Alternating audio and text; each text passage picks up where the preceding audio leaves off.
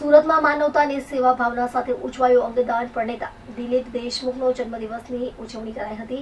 નવી સિવિલ હોસ્પિટલમાં દિલીપભાઈ દેશમુખે સ્થાપેલી અંદરની ચેરિટેબલ ટ્રસ્ટ દ્વારા આ ખાસ દિવસ સમાજ સેવા સાથે જોડીને અનોખી રીતે મનાવવામાં આવ્યો।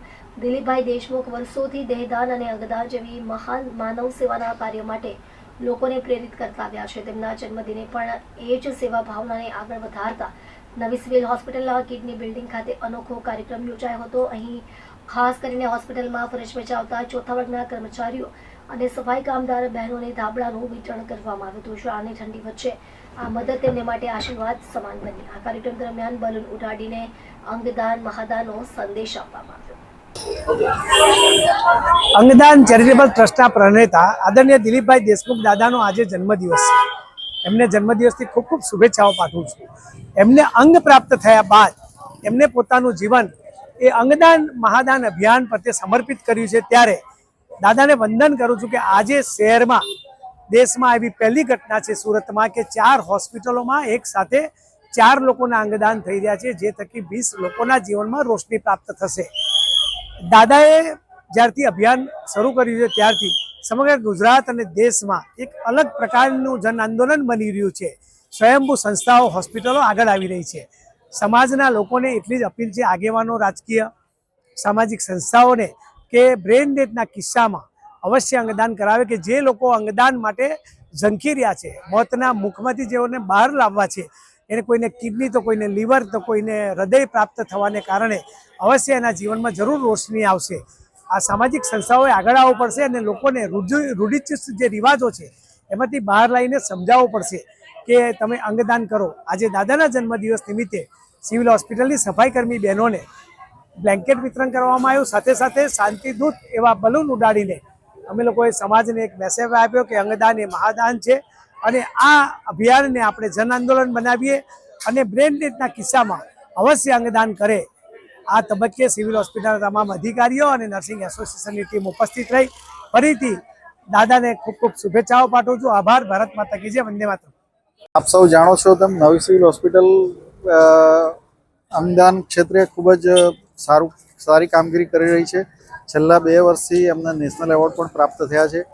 આજ રોજ આપણે ત્યાં 86મું અંગદાન થઈ રહ્યું છે અને 2 કિડની અને 1 લીવર પ્રાપ્ત થઈ રહ્યા છે, જેથી 3 વ્યક્તિના જીવ બચશે।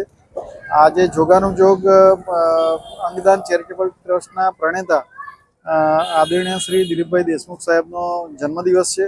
એ જન્મદિવસની ઉજવણી પેટે આજે ધાબળાઓનું વિતરણ પણ ક્લાસ 4 કર્મચારીને કરવામાં આવ્યું, ફુગ્ગા ઉડાડવામાં આવ્યા અને વધુમાં 86મું આજે અંગદાન થઈ રહ્યું છે સિવિલ હોસ્પિટલ ખાતે। તેમજ સુરત શહેરમાં એમ્સ હોસ્પિટલમાં 2 અને કિરણ હોસ્પિટલમાં 1, આમ કુલ 4 અંગદાન આજે થઈ રહ્યા છે। આશરે 20 લોકોના જીવ બચે, જીવતદાન મળે એવી સંજોગો ઊભા થયા છે। એ ખૂબ જ સારું કહેવાય। અને દિલીપભાઈ દેશમુખ દાદા એમને પોતાને લીવર ફેલ થઈ ગયેલું હતું અને લીવરનું એમને ટ્રાન્સપ્લાન્ટ મળ્યું, એમને અંગ પ્રાપ્ત થયું, પછી એમણે એમની જિંદગી પૂરેપૂરી અંગદાન પાછળ આપવાનો નિર્ણય કર્યો અને લોકોમાં ખૂબ જ જાગૃતિ આવી છે અને ખૂબ સારી કામગીરી થઈ રહી છે। દાદાજીને ખૂબ ખૂબ વંદન। નમસ્તે।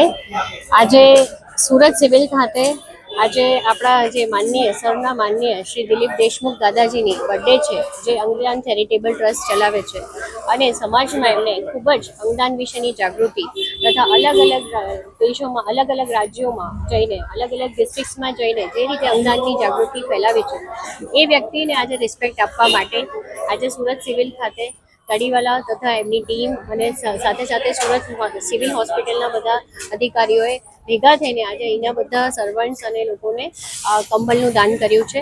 અને આ રીતે શ્રી દિલીપ દેશમુખ દાદાજીનો આપણે જન્મદિવસ સરસ રીતે ઉજવ્યો છે અને અમને ખૂબ જ એમના તરફથી મોટિવેશન મળ્યું છે। સુરત સિવિલની ટીમ એમની આભારી છે। એમના માર્ગદર્શન, એમના મોટિવેશન, એમના સપોર્ટના કારણે ઘણા બધા પેશન્ટ્સ કન્વિન્સ થયા છે।